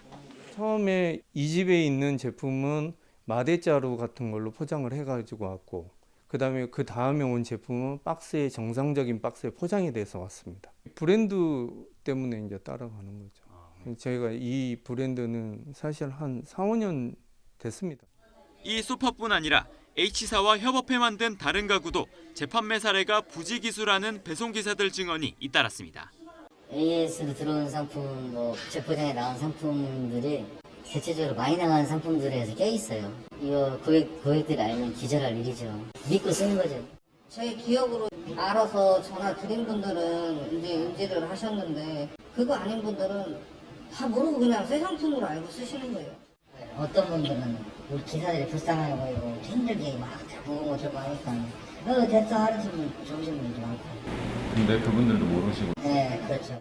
이에 대해 A가구 업체는 재판매한 사실이 없다고 전면 부인했고 1위 업체인 H사 역시 자체 조사 결과 해당 의혹은 사실 무근이라고 주장했습니다. 또 해당 상품들은 상표만 제공하는 공동기획 제품이라 제작과 유통 과정에 관여하거나 관리한 적이 없다고 말했습니다. 일부 상품의 제조사가 H사로 기재된 건 단순 착오라며 즉각 수정했다고 덧붙였습니다. 중소기업 상품이기 때문에 아무래도 좀 판매망이나 좀 채널이 부족할 수 있어서 저희가 이제 마케팅 채널 지원이라고 보시면 될 것 같습니다. YTN 보도 이후 소비자단체는 소비자 기만 행위를 명확히 밝혀내 처벌해야 한다고 목소리를 높였습니다. 이어 고객들의 구매 결정에 H사 상표가 큰 영향을 미치는 만큼 관리 책임이 없다는 발언 역시 무책임하다고 비판했습니다. 소비자는 사실 이제 브랜드를 믿고 구매를 하는 부분이기 때문에 이런 부분에 있어서는 철저하게 어쨌든 사후적인 관리까지 이루어지는 게 제조업체의 책임이라고 보여집니다. 하자 제품 재판매 의혹을 수사하고 있는 경찰은 협업 제품에 대한 의혹도 들여다보면서 H사의 관여 여부 등을 함께 조사한다는 방침입니다. YTN 박희재입니다. 전국 택배 노동조합이 택배 분류 작업 전면 거부에 들어갔습니다. 네, 정부와 여당, 택배 노사가 참여하는 2차 사회적 합의 기구는 분류 인력의 투입 시점 등이 담긴 추가 합의안을 내놓을 예정입니다. 홍민기 기자가 보도합니다. 아침 9시를 넘긴 시각 서울 장지동 대형 물류센터에 택배기사 30여 명이 모였습니다. 아침 7시부터 시작하는 분류 작업을 거부하고 9시 출근, 11시 배송 출발 투쟁에 나선 겁니다. 분류도우미 투입하라! 투입하라! 투입하라! 물류센터 안에는 분류되지 않은 상자 수백 개가 쌓였고 상자를 각 차량 앞으로 나르기 위한 레일도 멈춰 섰습니다. 보시다시피 저희가 분류 작업에 있어서 작업 환경이 열악하다 보니까 분류 도우미가 반드시 필요한 상황이고 분류 도우미가 있음으로 인해서 불필요한 노동 시간들이 단축되는 그리고 분류 작업 시간이 단축되는 그런 효과를 받을 수 있습니다. 용인시의 한 택배 물류센터에서도 택배 노조 소속 기사들이 집회에 나섰습니다. 이 물류센터에서는 소속 택배기사 150여 명 가운데 노조에 속한 3분의 1 정도가 분류 작업에서 손을 뗐습니다. 택배 기사들은 직접 분류 작업을 거부하고 대리점 측이 미리 골라놓은 물건만 배송하기로 했는데요. 그런데도 물건이 이렇게 많아서 택배 차량 한 칸을 가득 채울 정도입니다. 분류 작업 거부에 참여한 노조원은 6,500명으로 전체 택배 기사의 11%에 이릅니다.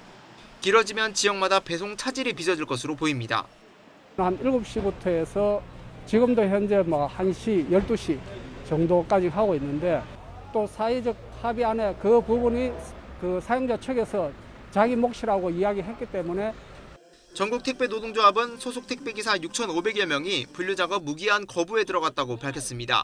지난 1월 정부와 택배사 등이 참여한 1차 사회적 합의 기구에서 분류작업을 택배기사 업무에서 제외하기로 했는데 5달째 약속이 지켜지고 있지 않다는 게 이유입니다. 지금도 미온적으로 대처하고 있는 택배사에게 굉장한 유감을 표합니다. 지금 현장에는 분리작업이 심지어 투입되지 않은 것도 허다한 게 지금 실정입니다. 저희. 이에 대해 롯데택배와 한진택배 등은 분류 인력을 짧은 시간에 전부 투입하기는 어렵다면서 단계적으로 이행하고 있다고 해명했습니다. 합의안에선 거래구조 개선 작업이 완료되기 전까지 인력을 투입하기로 한 만큼 이 시점을 지키면 된다는 주장입니다. 1차 사회적 합의 기구에서 논의한 내용은요. 택배사들이 그것대로 지금 이행을 하고 있고 2차 합의에서 이제 그 시기나 이런 부분도 결정할 건데 아직 합의본 사항이 아닌데 그걸 지난 2월 구성된 2차 사회적 합의기구는 다시 한번 회의를 열고 분류인력 투입의 구체적인 시점과 표준 계약서 등을 포함한 추가 대책을 내놓을 예정입니다. YTN 홍민기입니다. 네이버 노조가 최근 극단적인 선택을 한 직원이 과도한 업무와 모욕적인 언행에 시달렸다는 조사 결과를 발표했습니다. 또 회사가 이를 알고도 묵인했다며 고용노동부에 특별 근로감독을 요청했습니다. 김다영 기자가 보도합니다. 네이버 노조는 지난달 숨진 40대 네이버 직원에 대한 자체 중간 조사 결과를 발표했습니다. 고인이 하루 1시간도 쉬지 않고 밤낮 없이 일하며 업무 스트레스에 시달렸다는 동료 지인의 증언을 확보했다고 밝혔습니다. 공개된 고인과 지인의 대화 내용을 보면 밤 10시가 되도록 퇴근하지 못하고 있다거나 2달짜리 업무가 매일 떨어지고 있어 관리하기 어렵다는 내용이 많았습니다. 여기에 상사 A씨가 지위를 이용해 부당한 지시를 하거나 모욕적 언행을 한 정황도 알려졌습니다. 고인은 개발자 업무 영역이 아닌 기획안 작성 같은 지시로 압박을 받았는데 지난 3월 동료에게 A씨와 미팅할 때마다 자신이 무능한 존재로 느껴진다고 토로했다는 증언이 나왔습니다. 주변 동료들은 A씨가 회의 중 고인의 의견에 말도 안 되는 소리라며 면박을 주거나 고인의 팀원이 추가로 퇴사하면 가만두지 않겠다며 으름장을 놓기도 했다고 말한 것으로 전해졌습니다. 고인은 평소에도 임원의 이로부터 무리한 업무 지시와 모욕적인 언행, 고인을 건너뛰고 팀원들에게 직접적인 업무 지시를 하는 등 고통을 당해왔습니다. 노조는 회사가 이런 A씨의 만행을 알고도 덮었다고 주장했습니다. 2년 전 고인을 포함한 직원들이 경영진에 A씨의 조직 운영 방식을 문제 삼았지만 별다른 조처는 없었고 지난 3월 창업자와 대표 등이 참석한 회의에서 A씨 선임의 정당성에 대한 질문이 나왔을 때도 제대로 답하지 않았다는 겁니다. 노조는 진상조사에 필요한 자료를 사측에 요구하며 재발 방지를 위해 대책위를 함께 꾸리자고 요구했습니다. 또 고용노동부에는 특별 근로감독을 의뢰했습니다. 그동안 사회에서 악습으로 반복되었던 회사의 기여가 커서 정상 참작을 하거나 석연치 않은 이유로 소위 꼬리 자르기를 해선 안 됩니다. 이에 대해 네이버 측은 외부 기관에 진상 조사를 의뢰해 진행하고 있다면서 이에 적극적으로 협조하고 사실 확인에 필요한 지원을 하겠다는 입장을 전했습니다. 직장 내 괴롭힘 의혹과 관련해 참고인 조사를 진행하고 있는 경찰은 혐의가 확인되면 엄중 수사한다는 계획입니다. YTN 김다연입니다. 서울의 한 초등학교에 SUV가 난입해서 경찰차와 담장까지 들이받고 붙잡혔습니다. 현장에서 체포된 40대 운전자는 몸을 가누지 못할 정도였고 차에서 마약도 발견됐습니다. 네, 아이들이 등교를 마치고 수업을 시작한 때였는데 하마터면 아찔한 인명피해로 이어질 뻔했습니다. 황보혜경 기자가 보도합니다. 주차장 안으로 들어선 빨간색 SUV를 경찰관들이 에워쌉니다. 이어 운전석 유리창을 부수고 차 안으로 들어가 운전자를 끌어내려 하자 갑자기 후진하며 경찰차를 들이받습니다. 잠시 후 급가속하더니 그대로 담장에 충돌합니다. 운전자는 이윽고 끌려 나옵니다. 경찰차도 들이박았고 저기 문도 들이박고 지금도 저기 차 있는 것처럼 3번 정도를 박았는데 술이었으면 이미 깨지 않았나 싶은데 아예 그냥 만취 상태보다 더한 그런 상태이기 때문에. 학생들이 등교를 마친 지 얼마 되지 않은 오전 9시 반쯤 초등학교 정문 안으로 SUV 한 대가 불쑥 돌진해 들어왔습니다. 운동장에서 수업하는 아이들도 있었는데 차는 비틀비틀 이리저리 움직였습니다. 운동장에서 그거 팔자 줄넘기 하고 있었는데 이제 다 끝나고 실내 갈아 신고 이제 들어가려고 하는데 딱 차가 딱 나온 거예요. 맞아요. 움직일 기미는 보였어요. 약간 움찔움찔한 거. 음주운전 같다는 학교 보안관 신고에 출동한 경찰이 다가갔지만 운전자는 차에서 내리지 않았습니다. 경찰관들이 차 유리창을 깨려 하자 도망쳤습니다. 도주하며 초등학교 정문을 들이받은 운전자는 골목을 50m나 더 질주한 뒤에야 이곳 벽을 들이받고 멈췄고 뒤쫓아온 경찰에 현행범으로 체포됐습니다. 차 안에서는 마약으로 보이는 물병과 흰색 가루가 든 봉투, 주사기가 발견됐습니다.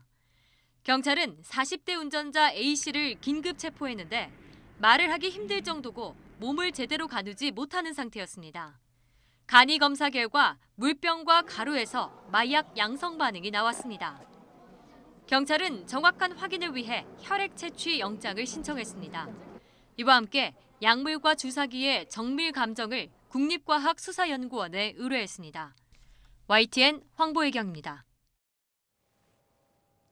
오는 11일부터 열리는 G7 정상회의에서 한미일 3국 정상회담이 열릴 수 있을지 관심입니다. 미국 백악관은 회담이 예정돼 있지 않다고 밝혔지만 가능성을 배제하지는 않았습니다. 워싱턴에서 강태욱 특파원의 보도입니다. 조 바이든 미국 대통령이 취임 후 첫 해외 순방으로 참여하는 G7 정상회의. 회원국인 미국, 영국, 캐나다, 독일, 프랑스, 이탈리아, 일본 외에도 우리나라, 인도, 호주, 남아프리카 공화국 4개국 정상도 초청받았습니다. 그런 만큼 문재인 대통령과 바이든 대통령의 한미 정상회담이 다시 열릴 수 있을지 관심입니다. 여기에 일본까지 함께하는 한미일 3자 회담은 더 큰 주목을 받고 있습니다. 백악관은 이에 대해 현재로서는 일정이 잡힌 게 없다고 밝혔습니다. 하지만 가능성이 있다고 말했습니다. We don't currently have a trilateral scheduled between the U.S., Japan, and South Korea, but I will tell you there's a possibility for virtually anything in these small spaces where you have just, in this case, 10 or 12 leaders in person there in Cornwall. 백악관은 앞서 바이든 대통령이 이 기간에 G7 정상들과 양자회담을 잇따라 연다고 밝혔습니다. 미국이 인도태평양 전략을 위해 한국, 일본과의 연대를 중요하게 여기는 만큼 3자 접촉 가능성이 큰 것으로 보입니다. He will do so, of course, after having had nearly a week of intensive consultations with allies and democratic partners from both Europe and the Indo-Pacific. 최근 일본 요미우리 신문은 미국 주도로 한미일 정상회담을 여는 방향으로 조율 중이라고 일본 정부 관계자를 인용해 보도하기도 했습니다. 다만 한일 정상회담은 두 나라 사이에서 갈등을 빚고 있는 역사 문제가 해결의 실마리를 보이지 않고 있어 이번 계기에는 어려울 것이란 관측입니다. 워싱턴에서 YTN 강태욱입니다. 지난해 말부터 비트코인을 비롯한 가상화폐 시세가 폭등하면서 사기 사건도 함께 증가한 걸로 나타났습니다. 월스트리트 저널은 미국 연방거래위원회 자료를 인용해서 지난해 4분기부터 올해 1분기까지 가상화폐 사기로 인한 소비자 피해액이 8,200만 달러, 우리 돈으로 900억 원대에 육박했다고 보도했습니다. 1년 전인 2019년 4분기에서 2020년 1분기와 비교할 때 피해액은 10배 이상으로 불었습니다. 일하는 노인이 늘면서 노인 1인당 소득은 10여 년 사이에 2배가 늘었습니다. 자녀에 의존하는 비중은 줄어서 노인 단독 가구가 많아지고 있습니다. 보도에 박홍구 기자입니다. 보건복지부가 3년마다 한 번씩 실시하는 노인 실태조사 결과가 발표됐습니다. 지난해 3월부터 11월까지 전국의 만 65세 이상 노인 만여 명을 조사한 결과 1인당 소득은 지난해 1,558만 원으로 지난 2008년에 비해 2배 이상 늘어난 것으로 나타났습니다. 소득 가운데 자녀가 주는 생활비나 용돈 같은 사적 이전 소득은 줄어든 반면 국민연금이나 기초연금 등 공적 이전 소득의 비중이 가장 컸습니다. 근로소득도 24%를 넘어 일하는 노인이 2008년보다 4배 가까이 증가한 것으로 나타났습니다. 경제활동을 하는 이유는 74%가 생계비 마련을 위해서라고 답했고 직종은 단순 노무직에 머무는 경우가 절반 가까이 됐습니다. 종사 직종별로 보면 농업 13.5%, 단순 노무직 48.7%, 판매 종사자 4.7%. 자신의 건강 상태가 좋다는 응답은 2008년 24%에서 49%로 2배 이상 높아진 반면 우울 증상 비율은 절반 이하로 떨어졌습니다. 건강에 대한 자신감이 커지고 노인의 83%가 취미와 오락 등 여가 문화 활동에 참여할 정도로 활동량이 늘면서 노인 단독 가구 비중은 78%에 달했습니다. 평균 수명이 증가하고 노년이 길어지고 있습니다. 이로 인해서 노인 부부 가구의 비율이 증가하고 또 자녀와 동거하는 비율이 크게 감소를 하고 있습니다. 보건복지부는 이번 조사에는 1953년부터 55년생까지 전후 세대가 처음으로 포함돼 이들의 자립적 성향이 반영됐다고 설명했습니다. 또 앞으로 이런 경향은 더욱 강해질 것으로 전망했습니다. 다만 75세 이상 고령층의 정부와 격차는 여전히 크고 가구당 소득을 기준으로 하는 노인 빈곤율은 40%대에 달해 여전히 경제협력개발기구 OECD 국가 중 가장 높은 수준이라고 밝혔습니다. YTN 박홍구입니다. 미국이 금리를 앞당겨서 올리고 우리나라도 보폭을 맞춰 나갈 경우 국내 가구의 이자 부담도 커질 것으로 우려됩니다. 부동산 투자로 인한 가계부채가 급증하는 추세여서 금리 인상이 몰고 올 충격에 미리 대응할 필요가 있다는 지적도 나오고 있습니다. 이광엽 기자의 보도입니다. 제닛 옐런 미 재무장관이 최근 주요 7개국 G7 재무장관 회담을 마친 뒤 지난 10년간 미국 금리가 너무 낮았다면서 정상화 복귀 필요성을 언급했습니다. 지난달 초 금리 인상에 군부를 뗐던 옐런 장관은 한 언론과의 인터뷰에서 금리가 결국 약간 상승하는 환경이 된다면 사회나 연방준비제도의 관점에서 결국엔 도움이 될 것이라고 강조했습니다. 지난 4월 미국의 소비자 물가 상승률은 4.2%로 13년 만에 최고치를 기록한 데다 미국 경제 성장률 전망치도 더욱 높아져 금리 인상이 무르익었다는 관측이 더욱 우세해졌습니다. 한국경제연구원은 미국 연준이 기준금리를 올리기 시작하면 6개월 만기 재무부 채권금리 상승폭이 1.37에서 1.54%포인트 수준에 이를 때까지 지속할 것으로 내다봤습니다. 이럴 경우 우리나라의 국공채 금리도 엇비슷하게 높아져 가계대출 이자 부담 증가액이 연간 25조 원에서 28조 원대에 이를 것으로 전망됩니다. 금융부채를 진 가구별로 보면 추가 이자 부담이 적게는 220만 원, 많게는 250만 원까지 늘 것으로 예상됩니다. 기존 연간 400만 원의 이자 부담액이 650만 원까지 불어날 수 있다는 계산입니다. 올해 1분기 말 가계대출 잔액은 1666조 원, 이 가운데 55%가량이 주택담보대출로 비중이 압도적입니다. 향후 국민들에게 부동산 시장이 안정화될 것이라는 신뢰를 주는 것이 가장 중요하고, 그러기 위해서는 앞으로 주택 공급이 지속적으로 확대될 것이라는 믿음을 국민들에게 주어야 할 것입니다. 각종 규제에도 불구하고 가계대출이 가파른 속도로 증가하자 한국은행은 지난달 말 처음으로 올해 안 기준금리 인상 가능성을 꺼냈습니다. 연내 인상 여부는 결국 경제 상황의 전개에 달려 있습니다. 올해 1분기 가계의 사업 소득과 근로소득은 줄어든 가운데 금리 인상이 시작되면 국민 살림살이는 더욱 팍팍해질 수밖에 없어 미리 정교한 대책이 마련되어야 할 것으로 보입니다.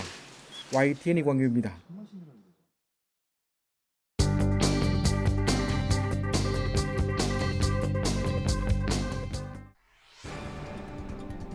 여당 의원과 그 가족 등 모두 12명의 부동산 투기 의혹을 발표한 국민권익위 조사 내용이 주요 조간 1면에 실렸습니다. 한겨레는 투기 연루된 출당 등의 강력한 조치를 공언했던 민주당이 의원 이름도 밝히지 못했다고 꼬집었습니다. 한국토지주택공사 LH 직원들의 조직적 땅 투기를 차단하기 위한 이른바 LH 혁신안도 1면을 장식했습니다. 하지만 애초 정부가 공언했던 해체 수준의 조직 개편은 쏙 빠져 반쪽 혁신에 그쳤다고 비판했습니다. 일제 강제노역 피해자 손해배상 청구 소송을 1심 법원이 각하했다는 소식도 비중 있게 다뤘습니다. 성추행 피해 신고 후 극단적 선택을 한 이모 중사의 유족 측이 이 중사가 과거 1년여에 걸쳐 모두 3차례 강제 추행을 당했다는 의혹을 제기했습니다. 잇따른 군 비위 사건에 대해 문재인 대통령이 민간이 참여하는 병영문화 개선기구 설치를 지시했다는 내용도 나란히 실렸습니다. 2002년 월드컵 4강 신화의 영웅 유상철 전 인천 유나이티드 감독이 췌장암 투병 끝에 50살의 나이로 별세했다는 안타까운 소식이 전해졌습니다. 분류 작업을 거부한 택배기사, 과중한 업무 스트레스를 호소하며 극단적 선택을 한 네이버 직원의 지속적 문제 제기와 이를 묵살한 회사 경영진, 고용노동부가 평택항에서 작업 중 사망한 고 이선호 씨 사고와 관련해 46일 만에야 불법 파견 가능성을 수사에 나선다는 안타까운 노동계 소식을 한국일보가 정리했습니다. 코로나19로 어려움을 겪고 있는 숙박과 여가, 요식업 등에서 백신 접종률 제고와 매출 확대를 위해 각종 할인 행사에 나선다는 소식입니다. 조간 브리핑 김현우입니다.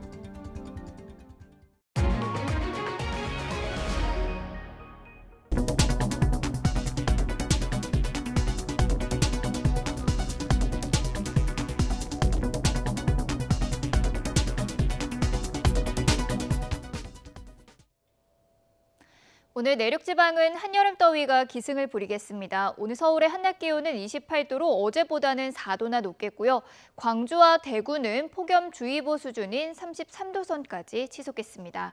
오늘도 중부지방에는 구름이 많이 끼겠고요. 서울과 경기 남부는 오전까지, 경기 북부와 강원도는 오후까지 산발적으로 비가 내리겠습니다. 대체로 맑은 날씨가 이어지는 충청 이남지방은 오늘도 자외선이 무척 강하겠습니다. 자외선 차단에도 신경을 써주셔야겠습니다. 낮 동안 내륙지방은 덥겠고 동해안 지방은 비교적 선선하겠습니다. 서울의 한낮 기온은 28도, 대전은 31도, 울산은 28도 선을 보이겠습니다.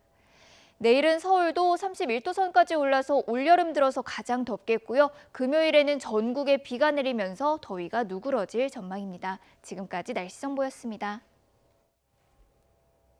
네, 굿모닝 YTN 여기서 마치겠습니다. 잠시 후 YTN 24가 이어집니다. 시청해주신 여러분 고맙습니다.